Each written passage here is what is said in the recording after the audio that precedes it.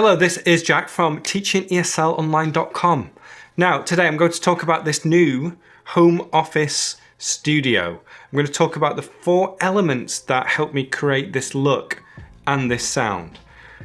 And I'm going to tell you about some frustrations with what you see behind you.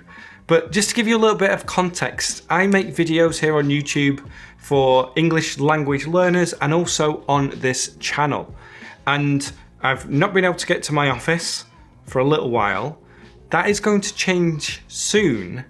But in the meantime, I brought everything home. I'm just going to share what I'm using right now. So, firstly, I did say recently that I wasn't going to buy a new camera, probably for another 5 years in a recent video.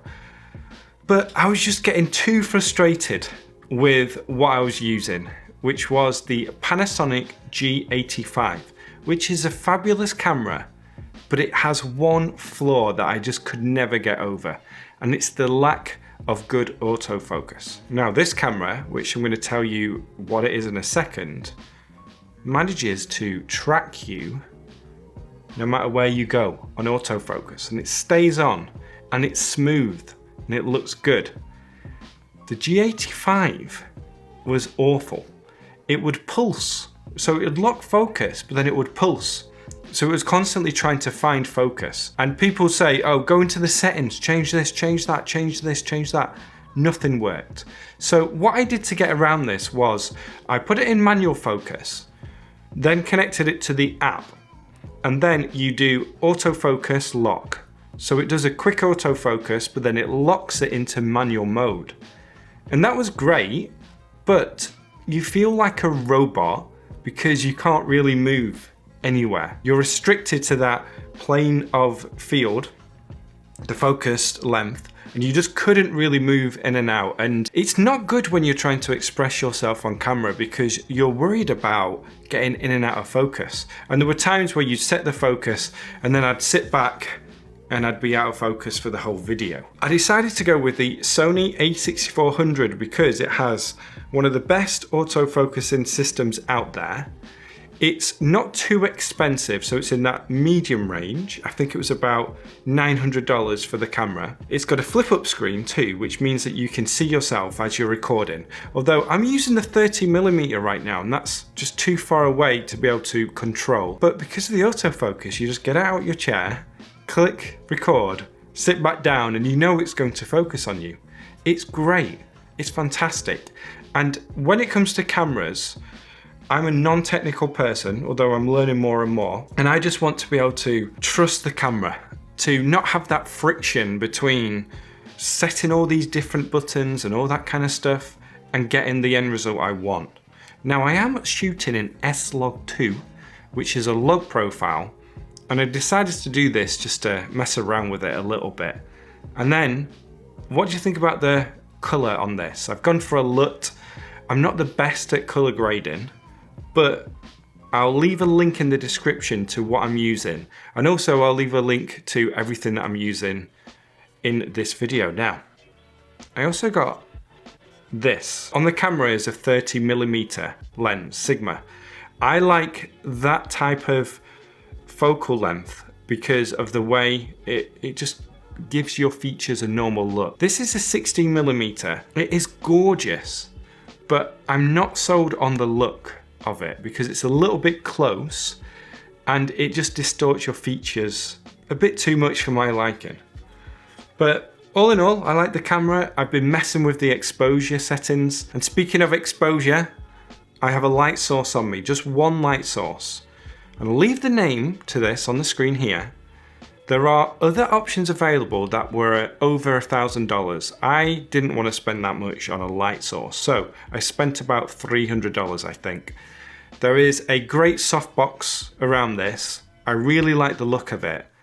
And I think this light is great because it also allows you to change the color temperature and the percentage of the light, so how light it actually is. It's currently at the lowest setting, quite close on me, and that works quite well for what I'm using right now. Okay, so I brought that back. That's my light source. In the office, I have a headlight, and then I also have a fill light, but I find that a one light system works pretty well. Before I talk about the background, I want to talk about the microphone.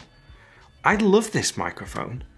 I don't know why I haven't been using it as much. I think I got frustrated with it because I spent some time not making videos, and when I went to use it again, I'd forgotten all the settings and how to get the best out of it. This is the Sennheiser MKE 600. Now it's just out of view, so it's coming down here.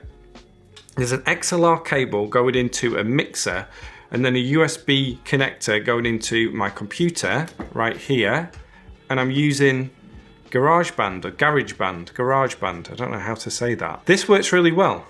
Now, a quick tip on using this is that you should up the gain as much as you can without clipping the audio. And unless I shout at my dogs when they're barking outside, this should be fine. I shouldn't clip audio. And I think it just picks up on your voice in a good way, and it just gives it a little bit more enthusiasm. Or that enthusiasm comes across in this microphone. Now, the desktop mic or some kind of microphone like a podcasting mic on an arm can come here and sit here. And that audio quality is really rich. But it's about being restrictive again.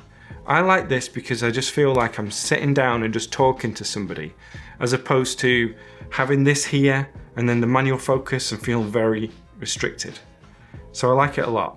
I like this setup. I'm going to use it more and more. Now, look at this. Textured wallpaper. Steel and pick wallpaper, which means that you don't have to use any kind of products where you use a steamer to get it off.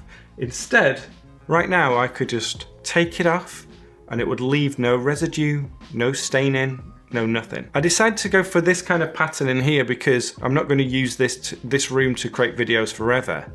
The one I have in my office, it mimics like a wood pattern, and I like it a lot. It looks like it's real wood when it's on video, and from a distance people come into the office and say, whoa, and then they get close and realize it's just sticky wallpaper. Two things about this. Firstly, it stinks. It absolutely reeks.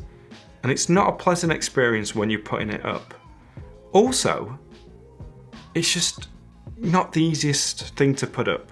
You have to get it exactly straight, and then the next one you have to line up exactly right in order for the patterns to match. And it can be very frustrating. So the first few took me quite a long time. And I was getting over there though.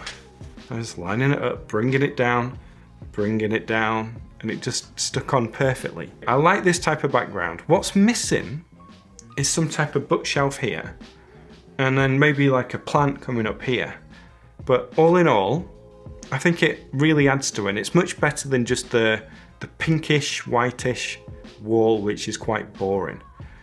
And creating this shadow effect and vignetting it a little bit just brings in the focus onto the subject. So what do you think? This is an office setup using a camera, one microphone, one light, and then some kind of background. Now, if you want to learn more about making videos and more about the equipment that I'm using, then check out the links in the description. And also, if you're interested in learning about email marketing, selling online courses, online teaching, then go to the description too, because I have some free mini courses for you. I highly recommend the one on email marketing because you're going to learn a lot about marketing in general by taking that free mini course. So definitely check that out. And if you found this useful, then please like and share it. All right, thank you for watching. Bye-bye.